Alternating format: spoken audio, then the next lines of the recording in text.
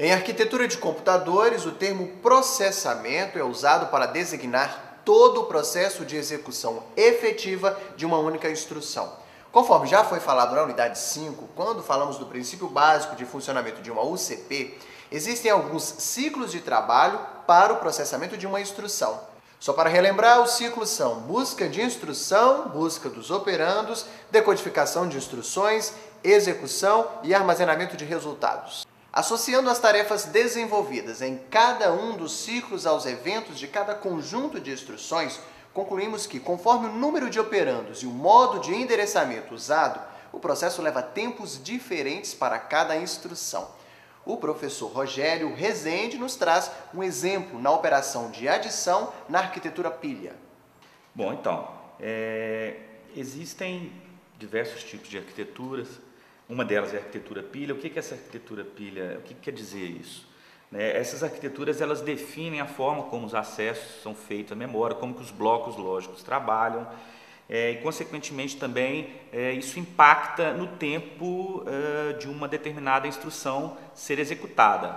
Tá? De acordo com a arquitetura que ela trabalha, ela pode demorar mais ou menos tempo. Então, aqui no caso da arquitetura pilha, ela faz uma operação de adição, ela faz 2 acessos à memória para poder executar essa operação. Tá? Então, veja, eu tenho aqui um exemplo onde eu vou fazer uma soma entre 2 números, por exemplo, 5 mais 3. Esse é até um exemplo que está aqui na apostila, essa soma de 5 mais 3. O que tem que ser feito? Primeira coisa, os operandos, eles têm que ser carregados, tá? Então os blocos lógicos, eles têm que trabalhar nesse sentido, tanto o bloco lógico da unidade de controle quanto a ULA, eles têm que trabalhar nesse sentido. Primeiro, carregar os operandos, tá? A instrução, né? Então é feita a decodificação da instrução, e só depois, então, que é calculado, é processada essa execução, essa instrução, e daí o resultado ele é armazenado. Então a coisa tem que ser feita numa ordem, tá? Ou seja, eu não posso armazenar o resultado de uma instrução antes dela ser efetivamente executada. Ou seja, eu não posso, ao mesmo tempo que eu estou carregando os operandos, eu já armazenar o resultado na memória. Por quê? Porque nesse momento a operação não foi executada ainda. Então tem uma sequência, e é para isso que existe o sincronismo em algumas instruções. Elas necessitam de ser sincronizadas, tá? Ou seja, elas têm um efeito temporal. Tá? Então esse exemplo que vai ser mostrado em seguida aqui é o exemplo de como a coisa não pode acontecer. Ou seja, as diversas etapas de uma instrução serem executadas todas simultaneamente, daí os dados estão contaminados, aí você vai ter um resultado final diferente do resultado que você espera. Considere a possibilidade de uma ULA efetuar, por exemplo, a soma 5 mais 3, enquanto o bloco da UCOM ainda está carregando o operando na entrada da ULA. No mesmo momento, o bloco da UCOM, projetado para armazenamento de resultados, já está processando o dado do lado, na memória principal de um valor qualquer que está presente na saída da ULA. Se as máquinas digitais trabalhassem dessa forma, não serviria para nada. Para evitar esse e outros tipos de erros, os blocos lógicos dos computadores trabalham com um tipo de circuito lógico que necessita de uma referência de tempo para estabelecer o sincronismo entre os blocos. São circuitos combinacionais de que tratamos na unidade 4. Sua referência de tempo é determinada por um sinal especial chamado sinal de clock. O período desse sinal está intimamente associado ao tempo de processamento de cada instrução, que pode ser chamado de ciclo de máquina. Fica então um dilema: qual deve ser o tamanho do ciclo ou período do sinal de clock? Para responder a essa pergunta, os projetistas de hardware usam 2 critérios distintos e excludentes, ou seja, ao adotar um critério no projeto de uma máquina, o outro não será usado no mesmo projeto. Eles são conhecidos como monociclo e multiciclo, mas quem irá falar um pouco a respeito é o professor Rogério Rezende. Um projeto de máquina ele é baseado nas instruções que vão ser executadas. Tá? Então, um processador ele pode ser projetado para executar instruções com base na instrução mais longa, porque as instruções têm tempos diferentes, né? que a gente viu. Então, tem instruções que são curtas, que gastam um tempinho muito pequeno, né? E tem outras que gastam um tempo um pouco maior. Então, o que o projeto vai se basear? Ele vai se basear na instrução de tempo muito pequeno ou de instrução de tempo maior, ou alguma coisa intermediária, né?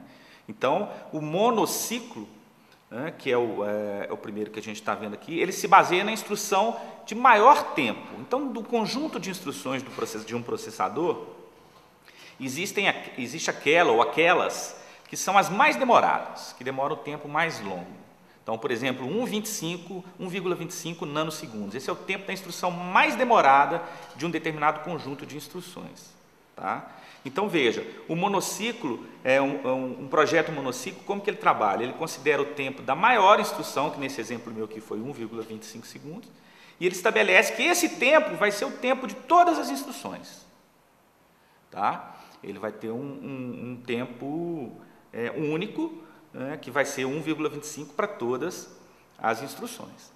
Tá? Então, o que isso aí acarreta? Como nós estamos trabalhando com a instrução mais demorada, a frequência do clock de um processador ela é o inverso do período da instrução. Então, vamos supor que a gente tem 1,25 nanosegundos como tempo da maior instrução. Então, esse vai ser o período monociclo. Tá, ok? Então, se a gente dividir 1 sobre 1,25 nanosegundos, nós vamos ter 800 MHz. Então, a frequência desse processador vai ser uma frequência de 800 MHz, que é uma frequência baixa hoje, se você for considerar 800 MHz. Por que a frequência é baixa? Porque ela é inverso do período. Como o período é o período mais demorado, quanto maior o período, menor a frequência. A vantagem no monociclo é que, por trabalhar com essas frequências mais baixas, ele vai ter uma dissipação de calor menor e um consumo menor de energia elétrica, consequentemente. E com isso, a gente vai ter máquinas que consomem menos, o que é muito importante, sobretudo para equipamentos portáteis.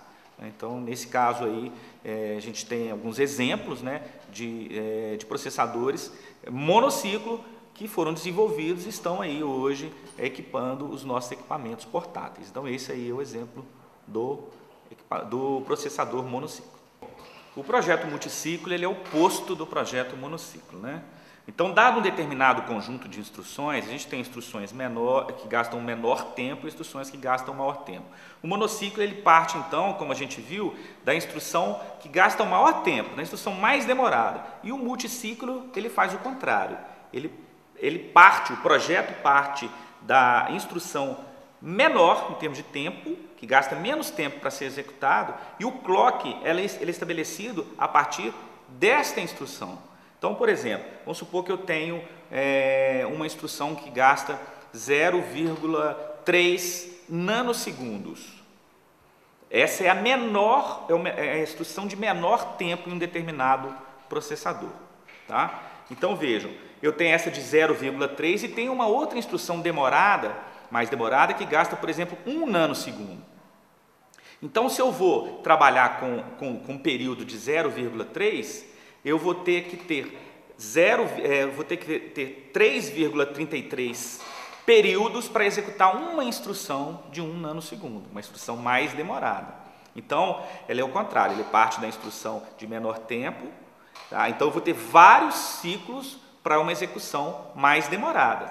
Lembrando que os ciclos eles não são fracionados. Eu não tenho um ciclo e meio. Então, um ciclo ele é um ciclo, 2 ciclos, 3 ciclos, porque isso diz respeito ao clock da máquina. Tá? Então, vamos pegar o exemplo, ainda voltando nesse exemplo aí de uma máquina cuja menor instrução ela tem, por exemplo, 0,36 nanosegundos. Então, qual que é o clock dessa máquina? Qual que deve ser o clock dessa máquina? Então, eu vou dividir 1 por 0,36 nanosegundos e vou obter o quê? 2,7 GHz de frequência do processador dessa máquina, que é a divisão de 1 sobre o tamanho da menor instrução. Então, veja que a gente achou aqui uma frequência muito maior. No monociclo, a gente tinha achado uma frequência de 800 MHz, aqui a gente achou uma frequência de 2,7 GHz. Essa frequência é uma frequência maior, que dissipa mais calor, que consome mais. Então, ela tem vantagens e tem desvantagens também em relação à arquitetura monociclo. Bom, encerramos esse bloco por aqui. No próximo vamos falar sobre o CISC, Complex Instruction Set Computer, e o RISC, Reduced Instruction Set Computer, e fazer uma comparação entre os dois. Não tenho dúvidas de que o nosso próximo encontro estará imperdível. Espero você. Até lá!